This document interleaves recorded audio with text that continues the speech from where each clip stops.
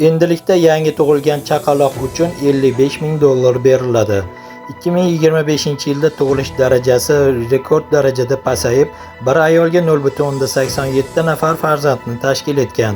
Singapurda tug'ilish darajasini oshirish maqsadida oilalarga har bir farzand uchun qariyb 70,000 Singapur dollari, ya'ni 55,000 dan ortiq mablag'lar ajratiladi. Bu haqida Financial Times xabar berdi. Tug'ilish keskin kamayib ketgan. Singapurda 2025-yilda tug'ilish darajasi rekord darajada pasayib, bir ayolga 0,87 nafar farzandni tashkil etgan. Bu ko'rsatkich faqat Janubiy Koreyada pastroq 0,87 nafar. 2030-yilga borib mamlakat aholisining har 4-chisi 65 yoshdan oshishi kutilmoqda.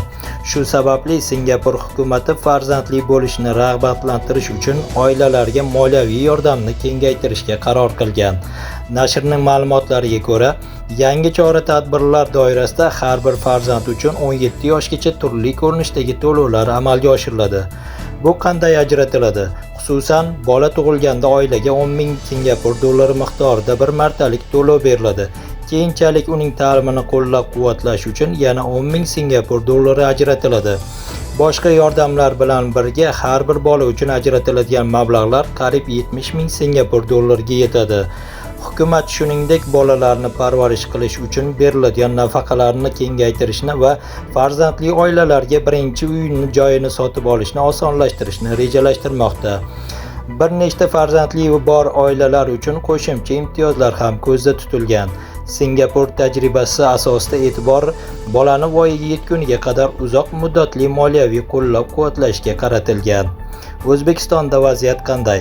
O'zbekistonda hozircha Singapurdagi kabi tug'ilish inqirozi yo'q, biroq so'nggi davrda tug'ilish sonining pasayishi kuzatilmoqda. Milliy statistika qo'mitasi ma'lumotlariga ko'ra, 2025-yilda O'zbekistonda 879,599 ta chaqaloq tug'ilishi qayd etilgan.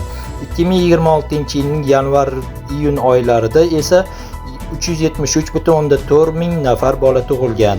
Bu 2025-yilga mos davrdagi nisbatan 32,1 ming nafarga kam.